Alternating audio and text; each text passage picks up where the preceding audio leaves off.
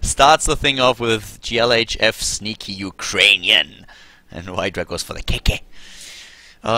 Yeah, so we have WhiteRa versus BabyKnight, with BabyKnight starting at the bottom left in here in the second game at the Esports Venture Cup, starting to the top right. We have WhiteRa, the only one, and WhiteRa leads with the 1-0.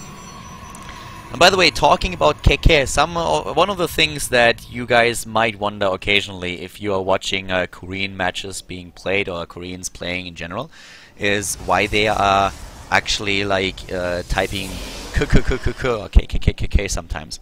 And that's actually the laughing sound, basically. So the K, or why they write z. It's actually pretty simple. So the Korean consonant that you, like a Korean k, or the k is like the laughing sound in Korean, and that is resembled by a Korean like letter that is positioned on the Z key. So when a Korean writes like z, it's basically him typing the same key that he would type when he would make the laughing sound in Korean in a chat. But when he then thinks a little bit like, hey, I'm very international right now, he realizes that the Z key doesn't mean anything to anybody. So he's typing k instead, because he wants to actually make that sound, but just in the normal Roman letters and not in the Korean letters. So just a little bit of an excursion there, in case that you were wondering about that in the past. Right now, what we have for our two Protoss players, what we had in game number 1 was both of them starting with a starport or Stargate, and then WhiteRa was saying like, well, time for special tactics. We go for proxy DTs and put that out there. So let's see what exactly he's gonna do in game number 2. For now, we have the cybernetics course started, and I would be surprised if we would not see one of them go for one-base plays, or starting to be a little bit aggressive. That's kind of the one thing that I really like about the switches now out of the Swarm, and about Protoss versus Protoss in general. It's much more aggressive than it was in the past, and the same is also, I think, true for Terran versus Terran. It's not this, we're gearing up on 2 or 3 bases and then we meet after 20 minutes battle anymore. It's more about like just trying to do a bit of damage in the early game, hitting timings, and just putting your army out there. I like that quite a lot. So what we see is now Sentry versus Stalker as the opening. WhiteRa starting things off with the Sentry, and BabyKnight with the Stalker. And usually with the Sentry opening, you're the one who wants to go and either go into a faster base or hide your tech in your main base. Be secure, play a little bit greedy. Hiding structures is not that easy anymore, because the problem is that you're facing, Sentries don't need that upgrade for hallucinations anymore that they needed in Wings of Liberty, where you had to research it at the cybernetics core. They have that right off the bat these days. So hallucinated phoenixes are a big thing when it comes to scouting in Protoss versus Protoss. So building something in your main base and then just putting a sentry up there or two and blocking the RAM, that just doesn't cut it anymore. You have to kind of proxy that somewhere, because if you don't do it, then you have a problem. So the sentry here, as already suggested or as already assumed, is going to be to give a bit security for a Nexus. WhiteRa goes into expansion immediately and gets his sentry count up to just save that. And we have for his opponent so far the commitment to Stargate, and this time to Phoenixes. So he's trying to do the damage here. BabyKnight is getting a little bit more aggressive on that one base that he has. And let's look at how WhiteRa is going to be able to defend against this. To the top right in the main base, he doesn't really have a whole lot. There are only sentries. And if you're ever wondering how sentries do against Phoenixes, let me put that pretty bluntly. They suck. And they suck really hard. So, in German you would say... No, I'm not going to say that. So, if you only have sentries, then the Phoenixes are coming in and they are just killing them immediately. And that's something that we might see there any second. That Mothership Core, of course, is in a position where it could still use that photon overcharge, and that's something that we might see like very, very soon. Getting into that photon overcharge range. Oh, those two should probably start taking down a couple of those opponents. Yeah, sentries there. He tries to take down the Mothership Core first, and that's what he can do. But one Mothership Core against 2 Stalkers, I would take that trade any day. So, WhiteRa, pretty good opening, pretty good start here. At the same time, though, we have already a pylon being placed over here for warp-ins, and that's 3 gateways right there. That's a lot of Phoenixes that are also in the game. and talking about a total count of 3, so they can take down those sentries without a problem. So if you have a good huge gateway army and you want to go up that ramp, you lift those sentries, you walk up that ramp, and then those sentries can use their force fields all day long, and it doesn't matter anymore. The Mothership Core, on the other hand, if that accumulates another 100 energy, that's going to be another photon overcharge. So WhiteRa realizes that there might be some pressure coming his way, and he's already retreating into his main base, which he doesn't do with his probes, which means that BabyKnight is having a pretty good time just taking down all the workers at the natural. But at the same time, the player from Denmark is also just looking at this and is like, well, I'm actually not quite sure if I really can win this game like this, so I might be well advised to get a natural on my own, just so that I can catch up in economy, and that's what he's currently trying to do. The Phoenixes are still active on the map, but WhiteRa already posturing around and trying to get his Stalkers to put them to some use. With 6 Stalkers walking across the map, BabyKnight is just looking at this, and the Phoenixes are like, ah, buddy, I really don't want to attack this. This is a little bit awkward. Like, those guys are... they are doing a lot of damage. That's a lot of ouch right there, so I don't want to go up against this. But with 6 Phoenixes, you can do a lot of lifting. Those guys go to the gym on a regular basis. They have a membership, and they lift. You know that. I mean, the only person that maybe lifts a little bit more is a Medivac when he lifts a Thor. That's about it. So... he's already moving in right now, trying to snipe even more, and killing one of those stalkers was a huge deal. Killing the additional probes cuts the economy of WhiteRa, not quite in half, but it's really crippling it. At the same time, WhiteRa is arriving at the bottom of the map now. Here's the photon overcharge, and guess what? That Ukrainian beast doesn't care, at least he didn't at the beginning. Then he realizes that that actually does damage, and has to move back again and tries to wait it out. That gives, of course, BabyKnight also some time to get his first Immortal into the game, and with WhiteRa not having... does he have Blink? Yeah, he has Blink. Oh, sorry, I missed that.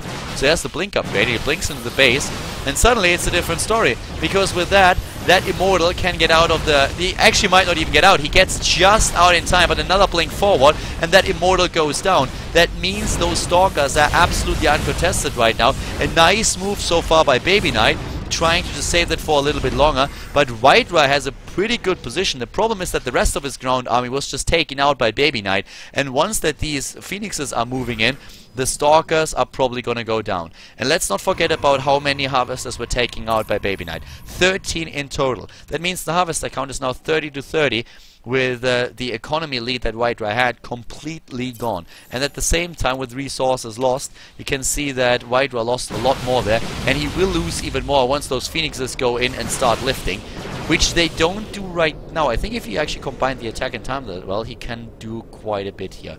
But WhiteRa is not done just yet. He's not done, and well, let's see.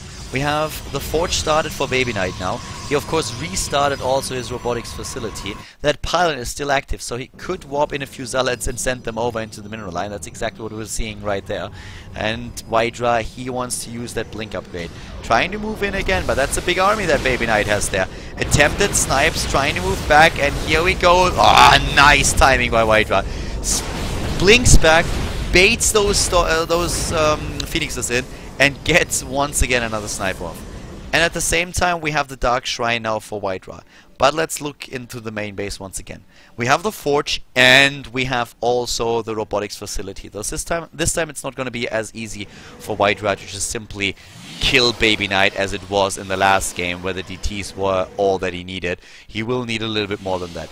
But that doesn't mean that the DTs couldn't do damage. They definitely could, and BabyKnight needs to be careful since he doesn't have detection just yet, but he has the potential to build cannons and also the Observer. Question of course being, where is that Observer going to be once the shit hits the fan? Starting to the top right, we have the Stalkers now retreating and trying to defend against BabyKnight's one Zealot. Looking at the Harvesters killed, it's 21 by now, and that is pretty brutal.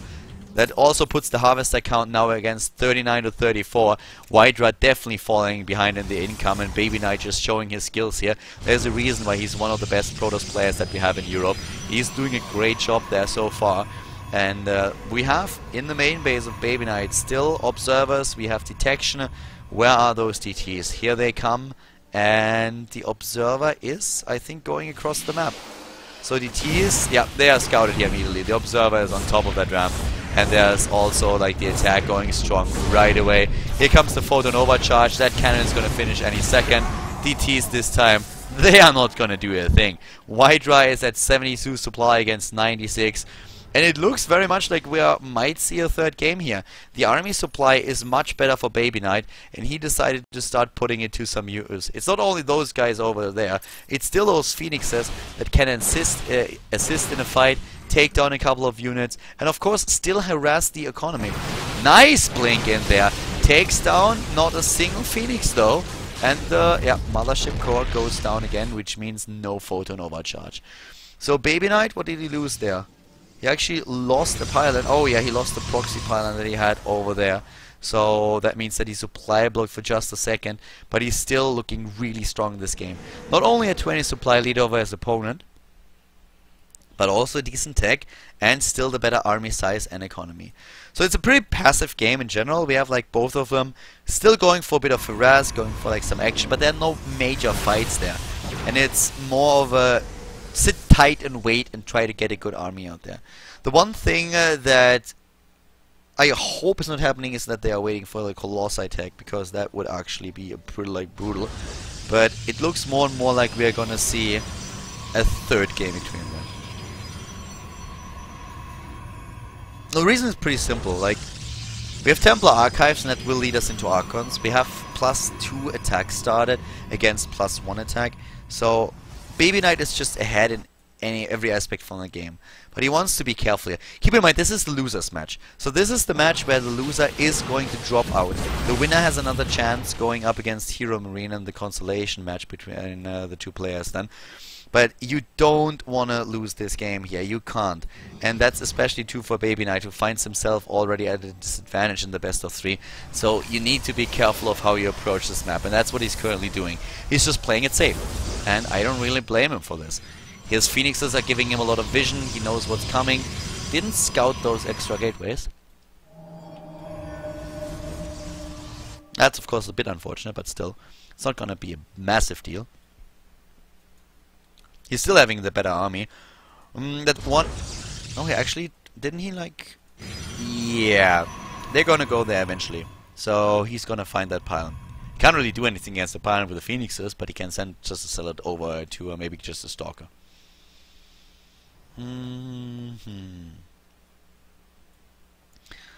Double upgrades now coming in for WhiteRa. Also getting the shield upgrade, but we have the Archons now. The Archons are going to be great to crush force fields. Oh, holy immortal Batman! That's 7 immortals against 3. I didn't even see that. And this time the blink was apparently a little bit better. BabyKnight did not get any kills out of that. It was actually funny earlier. The first blink looked really good because I thought he was able to snipe one of the Phoenixes, and then it just exposed the Mothership Core. So I'm like, yeah, that was really good, and I'm like, actually wasn't. But yeah, that's a pretty scary army. A 36 supply lead and 40 supply army lead. Also tech lead in Archons, 3rd base going up for both players. Yeah, that's not looking too promising here for WhiteRa, and he kind of knows that too. So let's see, that's pretty scary. BabyKnight, he's putting the fear into WhiteRa. This is the pain train going across the map, guys. The pain train is coming, and he has taken full speed already. +3 also started for BabyKnight. And WhiteRa will not have all those upgrades ready just yet. Oh, he's even hallucinating a few Colossi. I don't think WhiteRa is gonna fall for that, but still. This army is pretty massive. Moving in right now, the Archons actually at the front. They're being blocked by a few Stalkers, but the Phoenixes are moving in. WhiteRa is losing a lot of supply, but so does BabyKnight. BabyKnight is actually dropping in supply a lot faster than his opponent here. But still, he should win this battle. Looking at the army supply as this unfolds, he still has 66 against 32. He's crushing this force, especially since there are only Stalkers left. That's the GG. And we are gonna see a third game between BabyKnight and WhiteRa at the losers match here at the Esports Venture Cup, hosted by Tech TV.